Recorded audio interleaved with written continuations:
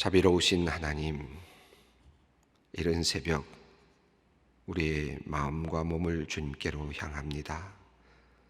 피곤한 몸이지만 말씀을 통하여 누리는 영혼의 기쁨을 알기에 오늘도 간절한 마음으로 주님을 찾습니다. 오늘 주님의 말씀을 읽을 때에 태초부터 나를 위해 예비하신 그 말씀을 듣게 하여 주시옵소서. 선포되는 주님의 말씀 들을 때에 하나님의 크신 능력과 하나님의 신실하심을 다시 기억하게 하여 주시옵소서. 하나님, 우리에게 깨달음을 주시옵소서. 무엇을 찾아야 할지, 무엇을 구해야 할지 몰라 방황하고 있는 우리들, 하늘의 지혜를 얻는 시간, 하늘과 맞닿는 순간, 카이로스의 시간을 오늘 우리에게 허락하여 주시옵소서. 아버지 하나님, 어려운 시간을 보내며 기도를 배워가고 있습니다. 우리의 힘으로 부족함을 느끼며 한계를 느낍니다. 우리가 도저히 해낼 수 없는 것들이 많습니다. 더 얻기 위해서가 아니라, 더 갖기 위해서가 아니라 살아남기 위해서, 생존을 위해서 몸부림치지만 힘이 붙이는 상황을 만날 때에 모든 것 포기할까 마음속에서 절망할 때에 그럼에도 불구하고 주님 부르며 주님께로 기도하기로 작정합니다. 나의 주님, 어려울수록 더 기도하게 하옵소서. 기도를 놓지 않게 하여 주시옵소서. 하나님, 우리에게 주님께서 우리를 위하시면 모든 것이 가능함을 믿습니다. 주님께서 능력을 주시면 우리는 어떤 것도 해낼 수 있음을 또한 믿습니다. 오늘 지금 주님의 도움이 간절히 필요합니다. 주님께 구하오니 우리가 오를 수 없는 저 높은 바위 위로 우리를 올려놓아 주시옵소서. 기도할 때마다 주님의 음성을 들을 수 있는 귀를 주시기를 또한 원합니다.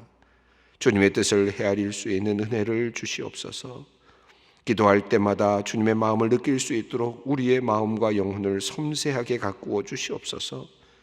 그래서 내 속에 있는 욕망을 위해 기도하지 않고 세상의 것을 얻기 위해 기도하지 않으며 오직 하나님을 기쁘시게 하는 일을 위해 우리가 기도하게 하여 주시옵소서. 하나님, 우리가 다른 이들을 위해 기도하게 하여 주시기를 또한 원합니다. 내 주위에 살고 있는 사람들, 어려움을 겪고 있는 또 다른 지체들을 위해 기도하게 하옵소서.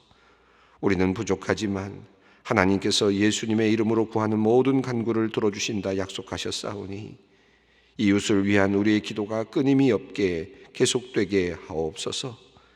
특별히 이 세상 사람들을 위한 기도를 쉬지 않게 하옵소서. 그들이 하나님을 알게 되기를 원하며 기도하게 하옵소서.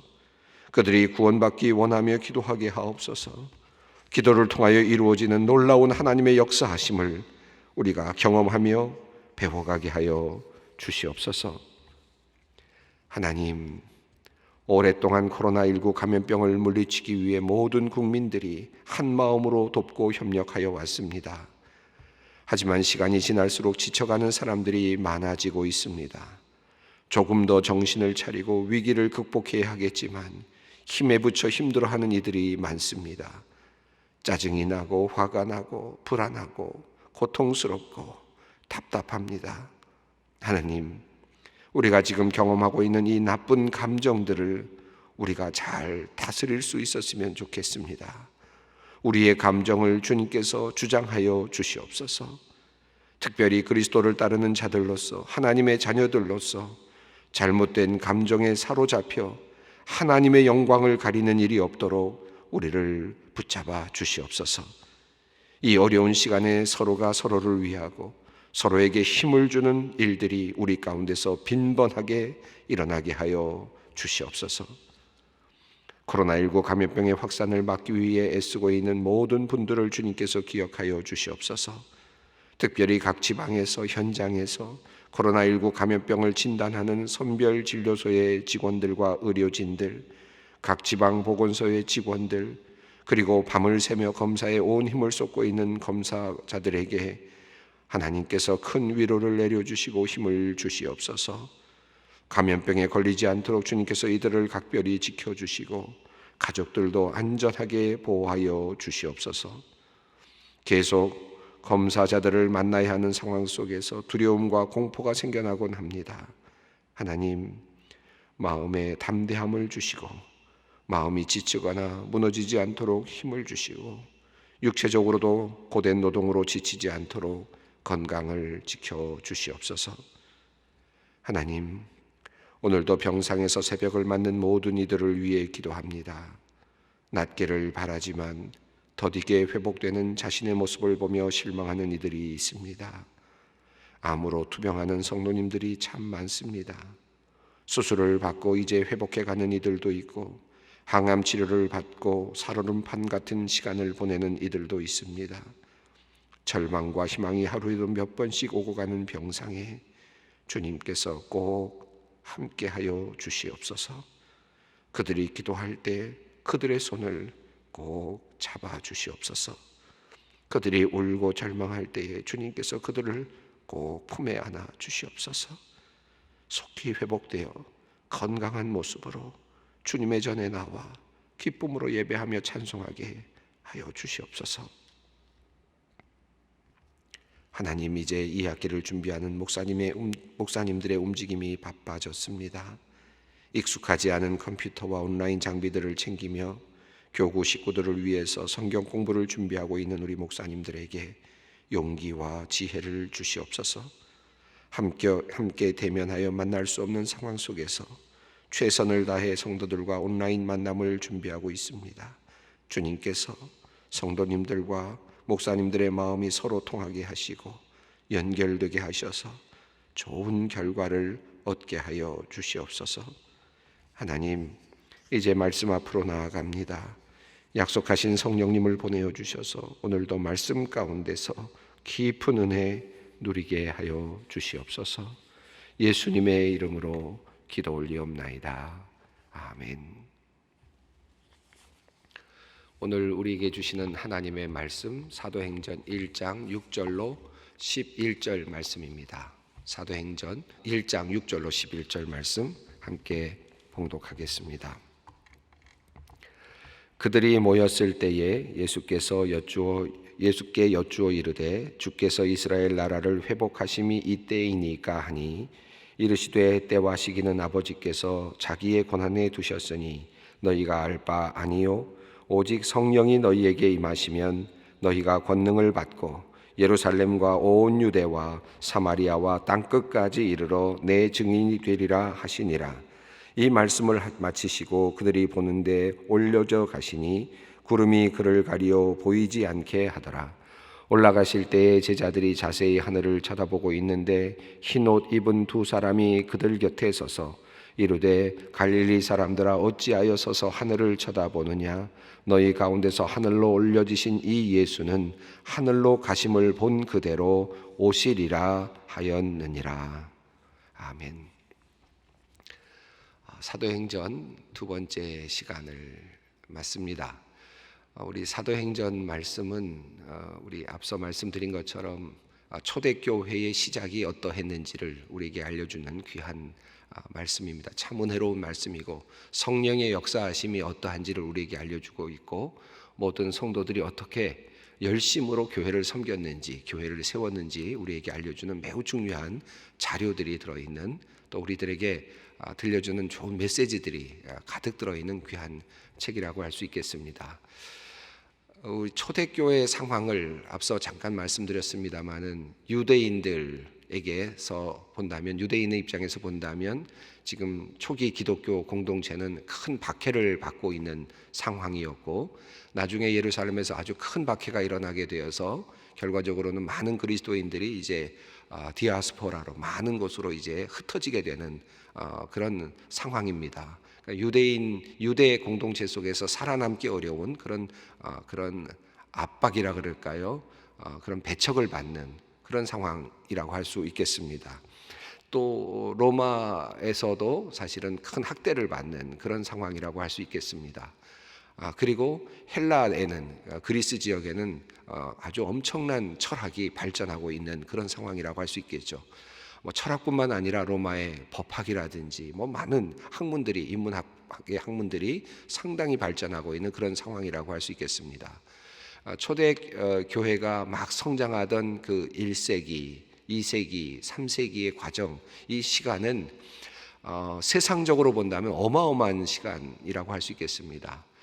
우리 기독교 입장에서 본다면 발 붙일 곳이 없어 보이는 그런 곳이라고 할 수 있겠죠. 문명은 엄청나게 발전했고, 여러분 로마에 가보신 분들 아시겠습니다만, 또 그리스에 가보신 분들 아시겠습니다만은 어마어마한 문명이 발전되어 있고, 또 인간의 어떤 자신감이 아주 팽배해 있는 그런 상태입니다. 그런 상태 속에서 기독교는 아주 작은 미미한 상태였고, 심지어 예루살렘에서도 박해를 받는 상황이었고, 그 박해는 계속해서 이어져서 로마에게까지 이르게 되었고, 로마에서도 큰 박해를 당하는 그런 상황이라고 할 수 있겠습니다. 이 사도행전이 쓰여진 시간대를 63년경으로 일단 그렇게 정리했습니다만은 적어도 그것보다 후대일 가능성이 높다고 말씀을 드렸습니다. 또 어떤 분들은 100년 조금 더 지난 그런 시간으로도 계산하는 분들이 많은데, 64년부터 네로의 박해가 시작되고, 그러니까 이 책이 쓰여지는 그 시간 또는 그 시간 이후의 그 상황 속에, 그 단계의 상황 속에서 지금 로마에서도 큰 박해가 일어나고 있는 그런 상황이라고 할 수 있겠습니다. 그런 삶의 자리, 그러니까 로마에서도 박해가 일어나고 있고, 또 예루살렘에서도 박해가 이미 있었고, 또 헬라에서는 큰 철학이 발전해서 로마와 모든 그리스 지역을, 지금 지중해 지역을 지배하고 있는, 철학적으로도 어떻게 보면 싸움이 되지 않는 그런 상황 속에서 어떻게 초대교회가 성장했을까, 어떻게 해서 로마까지 지배하게 되는 그런 놀라운 역사를 이루어냈을까, 이 궁금증이죠. 어떻게 이 세상을 정복하는 힘이 초대교회에서 나왔을까? 단지 예수 그리스도로 시작된 공동체, 12명으로 시작된 공동체, 이 작은 공동체, 이 공동체가 어떻게 해서 이렇게 크게 발전해 나가면서 성장해 나갔을까 하는 이 이야기를 우리들에게 전해주는 책이 바로 사도행전이라고 할 수 있겠습니다. 그래서 이 사도행전에서는 교회가 어떻게 해서 성장했는가, 고난과 박해 속에서도 복음이 전파되고, 고난과 박해 속에서도 교회가 성장하는 그런 놀라운 역사를 보여주고 있습니다. 제가 요즘 코로나19로 힘들어하는 우리 한국교회, 또 세상으로부터 배척받고 있는 우리 한국교회, 이 한국교회의 오늘의 현장이 우리 교회의 잘못도 있고, 또 지금까지 잘못 쌓아온 우리들의 어떤 삶의 어떤 그 결과일 수도 있고, 또 하나님의 심판의 어떤 경고의 어떤 그 의미도 있다고 생각합니다만은, 또 그럼에도 불구하고 또 오늘 사도행전 말씀을 읽으면서 이 자리에서도 우리는 얼마든지 우리는 기독교를 변증할 수 있고, 또 우리가 조금만 더 분명하게 본질로 돌아가기만 한다면 그 교회의 힘, 하나님의 그 능력, 하나님의 역사하심의 능력, 그리고 교회가 성장해 나가는 이 원동력은 여전하다 하는 사실을 우리는 사도행전을 통해서 배울 수 있다고 생각합니다. 교회가 수없는 박해 속에서, 예루살렘에서의 박해, 로마에서의 박해, 이 수없는 박해 속에서, 또 하나님을 알지 못하는 세상 속에서 끊임없이 성장하고 또 발전해 나가고 또 성장했습니다. 그런 상황 속에서 하나님께서는 무슨 일을 하셨는가, 그 이야기를 사도행전이 하고 있습니다. 하나님께서 어떤 일을 하셨는가. 또 이 사도행전은 우리들에게 어떤 이야기를 해주고 있느냐 하면, 이렇게 교회가 크게 성장해 나가는 이 과정 속에서 그리스도인들은, 제자들은 어떤 일에 봉사했으며 어떤 일에 공헌을 했는가, 어떤 일에 나섰는가, 이런 이야기를 사도행전이 우리들에게 해주고 있습니다. 이 말씀 속에서 우리는 사도행전을 우리가 계속 읽어 내려가면서, 이런 사람들이 이런 자리에서 이런 역할을 해주었구나, 그래서 복음이 진보가 있었구나, 그리고 복음이 전파되었고 하나님의 나라가 성장했구나, 교회가 세워졌구나 하는 사실을 우리가 배우게 되죠. 그리고 우리들의 삶에 적용할 수 있을 것 같습니다. 이제 이렇게 밑바닥까지 내려가 있는 한국교회 현장 속에서 내가 어떤 자리에서 어떤 일을 해야 되겠구나 하는 결단을 할 수 있을 거라고 생각합니다. 사도행전이 우리들에게 그런 귀한 은혜를 내려줄 수 있는 귀한 통로가 되기를 바랍니다. 또 한 가지는 사도행전은 우리들에게 그렇게도 겁이 많고 무서워했던 제자들이, 무서워서 숨어있던 제자들, 또 심지어는 예수님을 모른다고까지 했던 이 제자들이 어떻게 해서 바뀌었는가, 무엇 때문에 바뀌었는가, 그래서 바뀌어서 어떻게까지 그들의 삶을 하나님께 드렸는가, 어떻게 그런 일이 일어날 수 있었는가 하는 이 질문에 대한 대답을 또한 사도행전이 우리에게 주고 있습니다. 아주 귀한 책이라고 할 수 있겠습니다. 여기까지도 사실은 어저께 드릴 말씀으로 준비했었는데 다 말씀 못 드려서 오늘 또 서론 겸해서 조금 더 붙여서 말씀을 드렸습니다. 1절부터 지금 오늘 말씀까지 11절 말씀까지 전체적으로 이어지는 이 말씀 속에서 우리가 굉장히 중요한 말씀들을 보게 되는데, 누가복음과 이어지는 하나의 맥락을 다시 한번 짚고 있고 앞서서 어떤 일들이 있었는지 하는 이야기를 지금 말씀하고 있습니다. 예수님께서 이 땅에 오셔서 많은 사역들을 하시고 또 많은 행동들을 하셨다. 사건들을 만들어내셨다. 말씀하셨고 또 사건들을 만들어내셨습니다. 누가복음을 보면 예수님께서 탄생하실 때부터 그냥 탄생하신 것으로 누가복음 표현하고 있지 않습니다. 예수님의 탄생의 이야기를 마태복음과 누가복음이 하고 있는데, 그런데 누가복음은 철저하게 성령께서 역사하셔서 이미 천사들을 통해서 사가랴를 통해서 예언하시고, 사가랴에게 예언하시고 마리아에게 예언하시고 그 어머니에게 예언하시고 하는 이런 예언의 과정들이 있고, 성령을 통해서 예수 그리스도가 이미 예언되고 그 예언대로 이루어졌다는 사실을 분명하게 가르치고 있죠. 그리고 나서 어린 시절을 보내고 나서 예수님께서 시험을 받으신 후에 공생애를 시작하셔서 말씀을 전하시고, 그리고 병자를 고치시고 귀신을 내어쫓는 끊임없는 그 사건들의 이야기를 누가복음이 전하고 있습니다. 그리고 예수님께서 말씀하신 내용들을 적고 있습니다. 예수님의 말씀과 그리고 사건, 일으키신 사건들을 누가복음은 계속해서 적어가고 있죠. 그리고 그 사건들 중에 매우 중요한 사건들은 예수님의 십자가의 사건이죠. 그리고 예수님께서 부활하셨다는 사건입니다. 누가복음은 그 사실을 분명하게 적고 있고, 마지막에 예수님께서 하늘로 올라가셨다는 그 사건까지 적고 있습니다. 예수님께서 이 말씀하셨다 하는 것이 왜 이렇게 중요하고, 예수님께서 행동하셨다는 것이 왜 이렇게 중요한가? 예수님께서 말씀하신 대로 이루어졌는데, 특별하게 예수님께서 자기 자신을 향하여 말씀하셨던 내용이 있었는데, 그것이 뭐냐면 내가 순환을 받을 것이다 하는 말씀이었고, 내가 사흘 만에 다시 살아나겠다라고 하는 말씀을 하셨고, 내가 하늘로 곧 올라갈 것이다 라는 말씀을 하셨고, 올라가면 너희에게 하나님께서 선물이 주어질 것이다 라는 예언의 말씀을 하셨고, 그리고 내가 다시 언젠가 너희에게 돌아올 것이다 라고 하는 말씀을 하셨다는 거죠. 이 말씀대로 예수님께서 자신의 삶 속에서 그 일을 이루셨습니다. 다시 말하면 사건으로 그것을 보여주셨다. 예수님께서 그렇게 사건으로 자기 자신에게 대하여 하셨던 말씀을 그대로 이루어내심으로써, 이루어지는 것을 보게 하심으로써 예수님께서 하셨던 모든 말씀들이 참이라는 사실을 증명하셨다. 우리는 그것을 믿는 거죠. 우리 그리스도인들은 그 사실을 믿는 겁니다. 그래서 이 사도행전 1장 앞부분에 나오는 이야기는 바로 그 사실을 점검해 주고 있는 거죠. 예수님께서 이런 말씀을 하셨고 또 이렇게 약속하셨는데 그대로 되었다라고 하는 사실을 다시 한번 짚어주고 있습니다. 이것이 우리들의 신앙의 출발점입니다. 우리 교회의 출발점이라는 사실이죠. 교회가 초대교회에 아주 급속도로 성장했던 그 근원에는 예수께서 이 땅에 오셨고 그분이 말씀하셨고 그 말씀대로 이 땅에서 이루어졌다라고 하는 확신이었습니다. 이 확신으로부터 복음이 시작되었고 복음의 전파가 시작되었고 이 확신으로부터 교회가 성장했습니다. 예수님께서 하신 말씀들 중에 크게 두 가지가 사도행전 앞부분에 나오는데 4절 말씀에 그 내용이 첫 번째로 나왔습니다. 사도와 함께 모이사 그들에게 분부하여 이르시되 예루살렘을 떠나지 말고 내게서 들은 바 아버지께서 약속하신 것을 기다리라.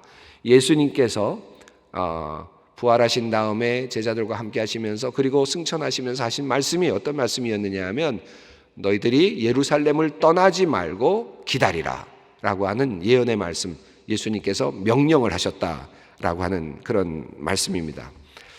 이것은 그냥 지나가는 이야기입니다만은 이 부분에서 한번 설명을 드릴 필요도 있을 것 같아서 말씀을 드리면은 4절 말씀에 어저께 말씀입니다만은 어제 본문입니다만 사도와 함께 모이사라고 하는 부분에서 모이사라고 하는 이 단어가 스윈 알리조마이라고 하는 단어입니다. 이 스윈 알리조마이라고 하는 단어 아주 독특한 단어이고 또 의미 있는 단어인데 모였다라는 의미라 보기보다는 그냥 모인 것이 아니라 식사했다라고 하는 의미를 담고 있는 그런 단어예요. 그래서 그 알리조마이는 소금을 친다, 소금을 가진다라는 뜻이 함께 소금을 가진다라는 뜻이거든요. 소금을 친다라는 뜻이에요. 그러니까 모인다라는 말하고 소금하고 무슨 의미가 있겠습니까? 그런데 쓴 알리조마이라는 말은 그런 의미에서 보면 소금을 치러 모인다, 소금을 가지고 모인다, 밥을 먹기 위해서 모인다, 식사하러 모인다 하는 의미를 가지고 있는 단어죠. 그래서 영어 여러분 교재에 보시면 우리 성경 말씀 나눠 보시면 영어로도 그 함께 식사할 때라고 하는 단어를 쓰고 있고 새 번역도 예수님께서 잡수실 때라는 말로 번역을 했습니다. 예수님께서 부활하신 다음에 식사하셨다라는 표현이 누가복음 마지막 부분에 강력하게 나오고 있고요. 그리고 또 사도행전에도 이어지고 있습니다. 이 굉장히 재미있는 건데 이게 무슨 말이냐 하면 예수님께서 누가복음에 특별하게 나타나는 장면이 마지막 장면에서 엠마오로 가던 제자들과 예수님이 만나는 장면이 나오거든요. 거기서 엠마오로 가던 제자들이 어디서 예수님을 부활하신 주님을 만납니까? 함께 식사를 한 다음에 눈이 열립니다. 그래서 부활하신 주님을 보게 돼요. 그래서 식탁에서 부활하신 주님을 만납니다. 그리고 나서 이제 누가복음 마지막 부분에 가면 다시 제자들이 모였을 때 예수님께서 나타나시는데 나타나셔서 어떻게 말씀하시느냐 하면 그 누가복음 마지막 장 24장 42절 43절 보면 이런 말씀이 나옵니다. 너희들 혹시 먹을 것 있느냐 이렇게 말씀하시면서 생선 한 토막을 드렸더니 그들 앞에서 잡수셨다라고 하는 표현이 나와요. 그러니까 누가복음 마지막 부분에 보면 부활하신 주님께서 잡수셨다라는 표현이 계속 나옵니다. 이 말씀은 매우 중요한데 이것은 예수님께서 마지막으로 성찬을 하셨던 그 성찬이 부활하신 주님 이후에 그것이 이어졌다는 사실을 우리에게 알려주고 있습니다. 예수님께서 그것을 이으셨다는 뜻이죠. 그래서 예수님께서 마지막 만찬이라고 말씀을 우리가 늘 기억하는데 마지막 만찬은 마지막 만찬이 아니었습니다. 부활하신 다음에 예수님께서는 다시 그 만찬 속으로 부활의 만찬으로 다시 그 만찬을 다시 조찬으로 이어가셨고 그리고 오찬으로 이어가시는 그런 하나님의 역사하심, 예수님의 역사하심이 있었다는 거죠. 그래서 지금 이 모였다라고 하는 말씀은 성찬의 의미가 있어요.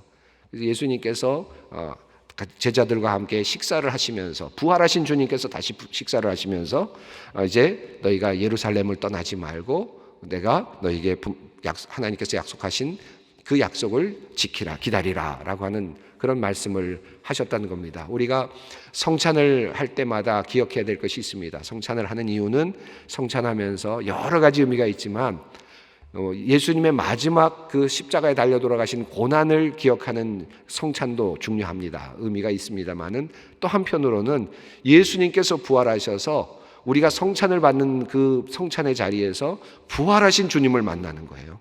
그 부활하신 주님이 우리 눈이 열려서 부활하신 주님이 보여지는 것이고 예수님의 명령이 들려지는 자리예요. 예수님께서 우리에게 해주시는 그 주님의 그 또렷한 음성이 들리는 자리이기도 합니다. 그래서 성찬은 매우 중요한 의미가 있습니다. 시간이 많이 갔는데 오늘 본문으로 들어가겠습니다. 6절 읽어보겠습니다. 그들이 모였을 때에 예수께 여쭈어 이르되 주께서 이스라엘 나라를 회복하심이 이때니까 하니 여기 그들이 모였을 때라는 표현도 있죠. 이 모였을 때 자 예수님께 여쭈어서 물었습니다. 이스라엘 나라를 회복하심이 이때이니까 이 질문을 던지는 이유는 당시의 상황을 우리가 고려할 필요가 있을 것 같아요. 지금 이 사도행전이 쓰여진 시기가 로마의 박해 시기가 점쳐지거나 이미 박해가 시작되어 있는 또는 박해를 통과하는 이런 상황 속에서 이 사도행전이 쓰여졌다고 했을 때 이스라엘 백성들 또 그리스도인들은 어떤 느낌이 있었을까? 예수님께서 이제 곧 내가 올라가서 내가 너희를 데리러 오겠다라고 말씀을 하셨으니까 한 주님께서 재림하실 것이다 라고 하는 그런 기대를 가지고 살았을 거란 말이에요. 그런데 그게 벌써 30년이 지나고 40년이 지나가고 있거든요. 좀 아주 간절한 믿음을 가지고 열심히 기다리고 있는데 주님의 나라가 아직 오지 않는 거거든요. 이런 데서 오는 어떤 절망감 같은 것들이 있었겠죠. 자, 이런 절망감이 있는 독자들, 그 당시의 사람들을 향하여서 옛날로 돌아가서 예수님께서 하셨던 말씀을 다시 상기시키면서 이제 다시 이야기를 이어가고 있습니다. 제자들이 물었던 그 장면으로 다시 돌아가는 겁니다. 자, 예수님께 말씀을 물었던 내용인데 이스라엘 나라를 회복하심이 이때입니까? 라고 물었더니 예수님께서 뭐라고 말씀하셨느냐 하면 7절 말씀입니다. 이르시되 때와 시기는 아버지께서 자기의 권한에 두셨으니 너희가 알 바가 아니요. 때는 알 바가 아니다. 하나님의 권한에 있다. 라고 분명하게 말씀하셨다. 그러니까 이때냐 또 언제냐 이거 가지고 너무 싸우지 말아라. 어느 때냐 가지고 자꾸 그거 예측하려고 하지 말아라. 초대교회는 더더욱 그랬겠죠. 그때는 언제 오실까? 오신다 그랬는데 언제 오시느냐? 우리가 살아있을 때 온다 그러지 않았느냐? 라고 하는 그런 생각 때문에 계속해서 언제 오실까에 대한 이 질문이 있었고 이 질문에 대한 미혹하는 영들이 참 많았단 말이죠. 이런 상황 속에서 이것은 너희의 알 바가 아니다 라고 분명하게 말씀하시죠. 여러분, 우리가 이단을 구별할 수 있는 한 가지 아주 중요한 방법이 있어요. 그 중에 하나가 있다면 때가 정해졌다라고 이야기하는 사람들, 그리고 이제 어느 날 하나님의 나라가 이루어진다라고 하는, 심판이 이루어진다고 이야기하는 사람들이 있다면 이미 사도행전 1장 6절과 7절에서 말씀하고 있는 예수님께서 우리 제자들에게 분명하게 말씀하셨던 그 말씀에 비추어서 이미 참이 아닌 것입니다. 하나님께서는 우리에게 그날과 그때를 열어놓지 않으셨습니다. 하나님의 권한 안에 두셨습니다. 심지어는 예수님 자신도 나도 모른다 라고까지 말씀을 하셨습니다.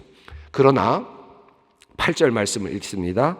오직 성령이 너희에게 임하시면 너희가 권능을 받고 예루살렘과 온 유대와 사마리아와 땅끝까지 이르러 내 증인이 되리라 하시니라. 아주 중요한 말씀이죠. 그런데 여기서 이 헬라어상으로는 8절로 이어지면서 알라라는 단어가 나옵니다. 그러나라는 단어가 나와요. 이 말씀은 뭡니까?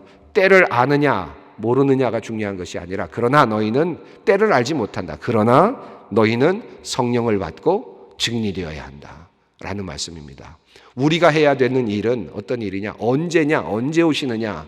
이것을 기다리고 이것을 판가름하고 그것을 알기 위해서 노력하고 그것을 알기 위해서 말씀을 쪼개고 하는 것이 아니라 우리가 해야 될 일은 성령을 받는 일이고 그 성령을 받아서 권능을 받아서 사마리아 그리고 유대와 사마리아와 땅끝까지 이르러 하나님 예수 그리스도의 증인이 되는 것이 우리가 할 일이다 라고 하는 그 명령을 주님께서 분명하게 해 주셨습니다. 이 분명한 명령 때문에 초대교회 교인들이 이제 증인의 삶을 살기 시작했고 그리고 그렇게 압제가 심하고 그리고 박해가 심한 그런 상황 속에서도 복음의 진보가 일어나기 시작했고 하나님의 나라가 성장해가는 경험을 하게 되었습니다. 오늘 우리들의 상황도 비슷한데 우리가 희망을 함께 가졌으면 좋겠습니다. 너희가 알 바가 아니요 라고 하는 이 말씀 속에서 세상이 박해하는 이 박해, 세상의 현실, 세상을 향한 기독교의 어떤 그런 어떤 오해, 너희의 알 바가 아니요. 그때와 그 시기 너희의 알 바가 아니요. 오직 너희는 성령을 받아. 그리고 예루살렘과 사마리아와 온 땅에 이르기까지 내 증인이 되라.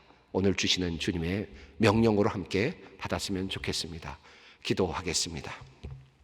하늘에 계신 우리 아버지, 아버지의 이름을 거룩하게 하시며 아버지의 나라가 오게 하시며 아버지의 뜻이 하늘에서와 같이 땅에서도 이루어지게 하소서. 오늘 우리에게 일용할 양식을 주시고 우리가 우리에게 잘못한 사람을 용서하여 준 것 같이 우리 죄를 용서하여 주시고 우리를 시험에 빠지지 않게 하시고 악에서 구하소서. 나라와 권능과 영광이 영원히 아버지의 것입니다. 아멘.